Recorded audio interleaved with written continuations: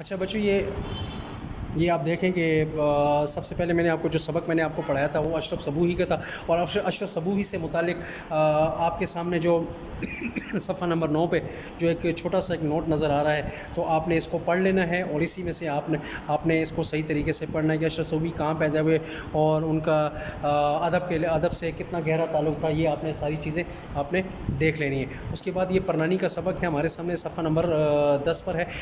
بنیادی مقصد یہ ہے کہ آپ نے اپنے بزرگوں کی چھوڑی ہوئی میراث کو کبھی بھی بری نظر سے نہیں دیکھنا. آپ نے اپنے بزرگوں کی میراث کی حفاظت کرنی ہے، خیال کرنا ہے، اس کی حفاظت کرنی ہے.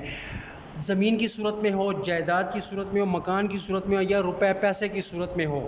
ٹھیک ہے بچے؟ تو اس پورے افسانے میں آپ کو سمجھانے کے لیے صرف ایک ہی یہ چیز ہے کہ آپ نے اپنے بزرگوں کی میراث کا بہت زیادہ خیال رکھنا ہے اور بزرگوں کی میراث کی حفاظت کرنی ہے.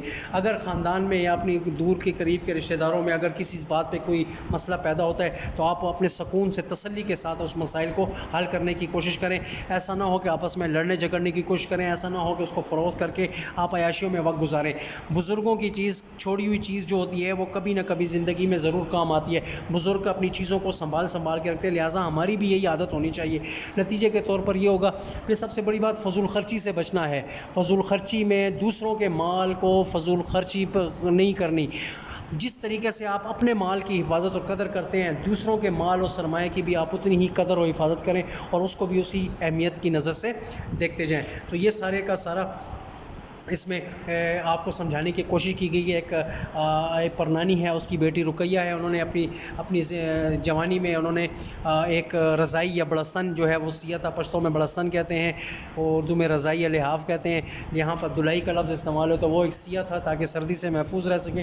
تو اس رضائی میں جو انہوں نے پرنانی نے اپنی زمین اور جائیداد کے جو کاغذات تھے وہ چھپا کر رکھے ہوئے تھے تاکہ کسی کی بھی کوئی نظر نہ پڑے اور کوئی بھی یہاں پر ان کاغذات کو، ان جائیداد کو ضائع کرنے کی کوشش نہ کر سکے. لہٰذا نتیجے کے طور پر پرنانی نے اس کی حفاظت کے لیے رضائی کا سہارا لیا. وہ رضائی یا وہ بڑستان تھا جو آمنہ کی ماں رقیہ نے اور پرنانی کی بیٹی رقیہ نے اپنی ماں کے ساتھ، پرنانی کے ساتھ مل کر اس کو تیار کیا تھا.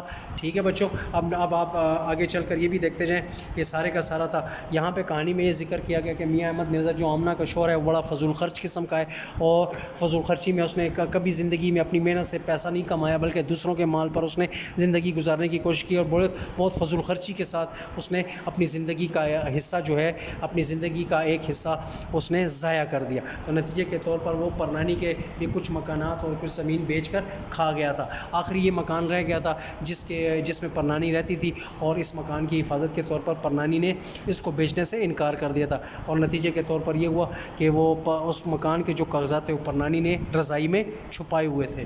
ٹھیک ہے بچوں؟ اب اس نتیجے کے تو آپ دیکھیں میں نے آپ کے سامنے جو نوٹس تیار کیے ہوئے تھے آپ کو اپنی اسکرین پر نظر آ رہے ہوں گے کہ پرنانی کا جو سبق ہے وہ اس حوالے سے آپ یہ دیکھ لیں کہ پرنانی جو ہے سید اشرف صبوحی کا لکھا ہوا ہے.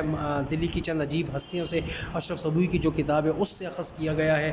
سید ولی اشرف ان کا پورا نام ہے. 1905 دہلی میں ان کی ولادت ہوئی، 1990 لاہور میں وفات ہوئی. ادبی حیثیت میں افسانہ نگار، مترجم اور مضمون نگار کی حیثیت سے مشہور ہیں. اور دلی کی چند عجیب ہستیاں، جروکے کاروان، غبار کاروان ان کی مشہور تصانیف ہیں. اور صفحہ نمبر 2 پر آپ کو اشرف صبوحی کے حوالے سے جو مختلف ان کی زندگی کے حوالے سے جو مختلف حالات اور واقعات ہیں وہ آپ کو سامنے نظر آ رہے ہوں گے. آخر میں آپ کو افسانے کی ڈیفینیشن جو نظر آ رہی ہے دوبارہ سے میں پڑھ کے سمجھا دیتا ہوں. یہ قصہ کہانی کی وہ شکل ہے جس کے لیے انگریزی زبان میں شارٹ اسٹوری کا لفظ استعمال کیا جاتا ہے. یہ داستان اور ناول کی ترقی یافتہ صورت ہے.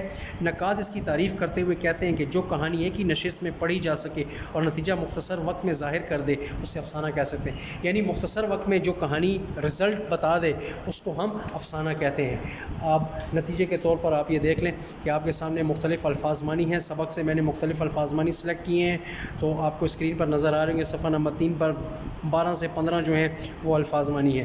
پھر آپ یہ دیکھ لیں کہ آپ کو ایکسرسائز کا پہلا سوال جو میں نے آپ کو کتاب میں بھی کر کے بتایا اور یہاں بھی آپ دیکھ سکتے ہیں کہ یہاں نتیجے کے طور پر آپ کے سامنے یہ نظر آئے گی۔ تو اس ملٹیپل چوائس کا یہ سوال ہے کہ بہادر شاہ ظفر کو کس جگہ کے قید خانے میں رکھا گیا تھا، تو وہ ہمارے پاس رنگون جواب آتا ہے۔ آمنہ کے خاوند کا کیا نام تھا؟ میاں احمد مرزا۔ آمنہ کی والدہ کا کیا نام تھا؟ رقیہ۔ آمنہ کا پرنانی سے کیا رشتہ تھا؟ آمنہ کی نانی تھی۔ گھر میں کون سی بچی پرنانی کا زیادہ خیال کرتی تھی؟ نصیرہ۔ اب اس کے بعد آپ کو سوال نمبر 2 نظر آئے گا، آپ یہ دیکھ لیں کہ سوال نمبر 3 ہے ترتیب کے لحاظ سے، تو اس میں آپ دیکھ لیں کہ مختلف جو جملے دیے گئے ہیں وہ ان میں کچھ نہ کچھ غلطی جو ہے وہ پائی گئی ہے۔ آج صبح سر کے اندر درد ہو رہا تھا۔ آج صبح سر میں درد ہو رہا تھا۔ آج صبح سے سر میں درد ہو رہا ہے۔ اس کے سر کے اوپر غموں کا پہاڑ ٹوٹ پڑا۔ اس کے سر پر غموں کا پہاڑ ٹوٹ پڑا۔ فی الحقیقت میں دلائی حبا نامے کی تجوری تھی۔ حقیقت میں دلائی حبا نامے کی تجوری تھی یا فی الحقیقت، تو دونوں لحاظ سے ٹھیک ہے۔ اگر فی الحقیقت یوز کرتے ہیں تو آپ کو میں ہٹانا پڑے گا، اور اگر فی کو آپ ہٹانا چاہتے ہیں تو پھر آپ کو میں لکھنا پڑے گا۔ تو دونوں جواب سلیش کے ساتھ یہاں پر موجود ہیں۔ تم کبھی جھوٹ نہیں بولنا، تم کبھی جھوٹ نہ بولنا۔ تو اس لحاظ سے آپ دیکھ لیں بچوں کہ آپ کے سامنے جو ہے وہ درست اور غلط فقرات جو ہیں وہ میں نے کر دیے۔ پھر ہے نتیجے کے طور پر آپ کے صفحہ نمبر 4 کے اوپر آپ کو جملے نظر آئیں گے۔ ہر جملے کے بعد اسٹار کا نشان لگا کے جگہ خالی چھوڑ دی گئی ہے۔ دوسرا جملہ آپ نے خود بنانا ہوگا۔ نوٹس میں آپ کے سامنے مل چکا ہوگا۔ نوٹس میں بھی آپ کو جو نظر، آپ گھر میں آپ کے پاس جو نوٹس موجود ہیں، یہ وہی نوٹس ہیں جو فوٹو اسٹیٹ کر کے آپ کو بتا دیے گئے ہیں۔ نتیجے کے طور پر دیکھیں کہ ہر جملے کے بعد ایک خالی جگہ چھوڑ دی گئی ہے۔ تو آپ کی رہنمائی کے لیے، آپ کو سمجھانے کے لیے ایک جملہ ہم نے اپنی طرف سے لکھا ہے، دوسرا جملہ آپ خود بنائیں گے اور بنانے کی کوشش کریں، لکھنے کی کوشش کریں۔ اس جملے کو پڑھ کر ایک بہترین سا چھوٹا سا جملہ جو ہے آپ خود بنائیں گھر میں بیٹھ کر۔ ٹھیک ہے بچوں؟ تو انشاءاللہ اگلے ہفتے انشاءاللہ جب بھی موقع ملا تو ہم اپنی اس ایکسرسائز کو مکمل کر لیں گے۔ تب تک کے لیے اجازت ہے۔ اپنا بہت زیادہ خیال رکھیے گا۔ اللہ حافظ جی۔